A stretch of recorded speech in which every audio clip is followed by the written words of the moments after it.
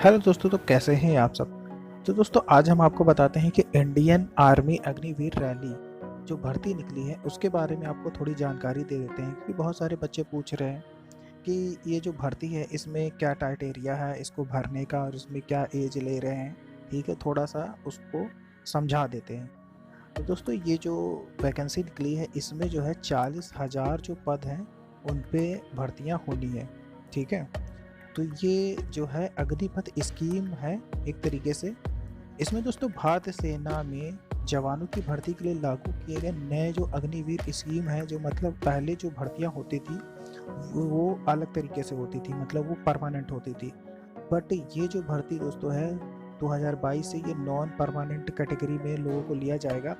ठीक है, जो कि इसमें एज रखी गई है वो जो है 17.5 से लेके 21 साल के जो युवा हैं, मतलब 21 साल के हैं या 17.5 के हो चुके हैं, वो इस फॉर्म को भर सकते हैं। पर दोस्तों ये जो 21 साल है मतलब ये नेक्स्ट ईयर से लागू हो जाएगा। बट इस साल जो है 2022 में इसकी जो है एज जो है 2 साल बढ़ा दी गई है। मतलब आप अगर 23 साल के हैं तो आप इस साल 2022 में इस फॉर्म को भर सकते हैं। पर दोस्तों अगर आप इस साल नहीं भरेंगे, सोचेंगे कि 2023 में भी हमको 2 साल की छूट मिल जाएगी, बट ऐसा नहीं होगा। वो पुराने एज के हिसाब से नेक्स्ट ईयर फॉर्म ये भरे जाएंगे। तो 4 साल की अवधि के लिए जो है आपको इस भर्ती में जो है लिया जाएगा। ठीक है दोस्तों, फिर उसके बाद जब आपके 4 साल हो जाएंगे तो उसमें जो है जैसे 100 लोगों को 100% में से 75% जो हैं उनमें बच्चों को जो है नौकरी से रिटायरमेंट हो जाएगी उनकी। उसमें से जो 25% बचेंगे, मतलब जो कह सकते हो 100 में, ठीक है, 25% जो बच्चे बचेंगे, जवान बचेंगे, सिर्फ उनको ही परमानेंट किया जाएगा उनकी योग्यता के अनुसार। बट 75% जो बच्चों को बाहर कर दिया जाएगा।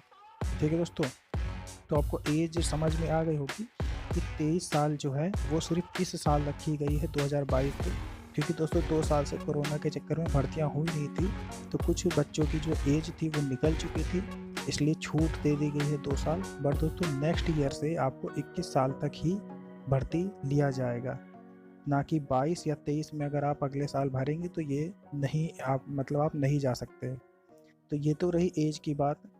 और ये किन किन मतलब पदों पर भर्तियां होनी है ये भी आपको बता देते हैं। तो अग्निवीर जो की भर्ती है 6 अलग अलग पदों के लिए की जाएंगी।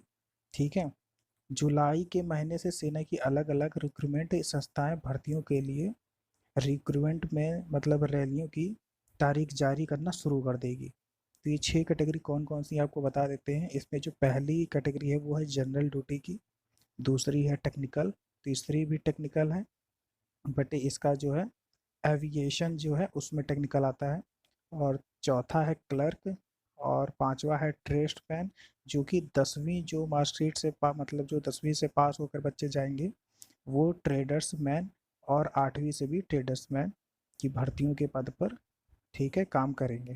ठीक है दोस्तों, और दोस्तों जो बच्चे इसमें पास हो मतलब इस फॉर्म को भरेंगे तो उनका जो है कैसे वो इसमें सम्मिलित होंगे वो भी आपको बता देते हैं।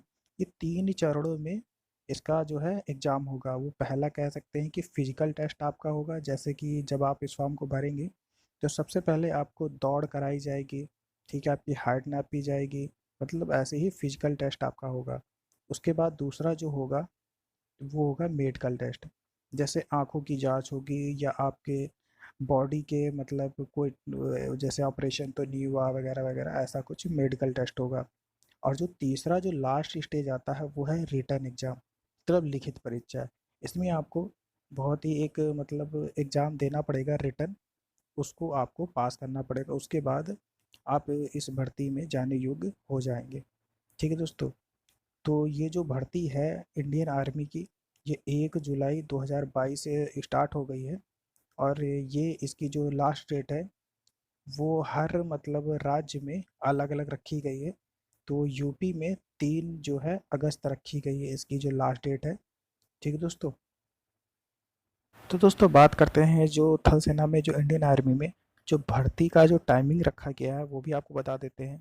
तो ये जो 3 मतलब आपके अगस्त तक जो है फॉर्म लगभग भर जाएंगे, रजिस्ट्रेशन हो जाएगा।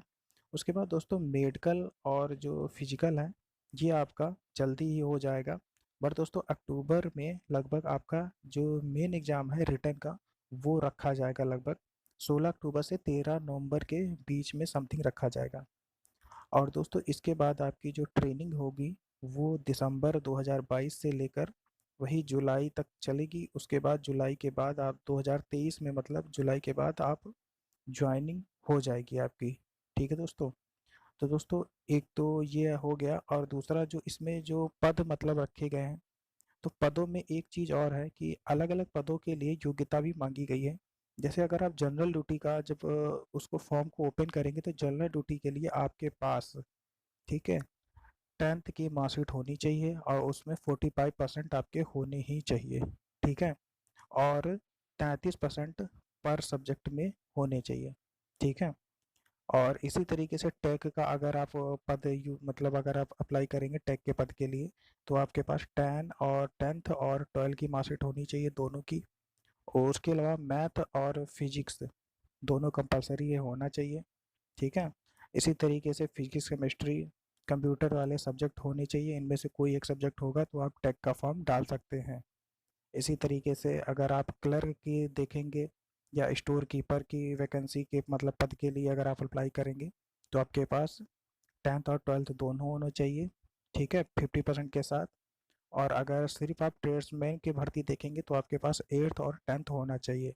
तो आप इस पद को मतलब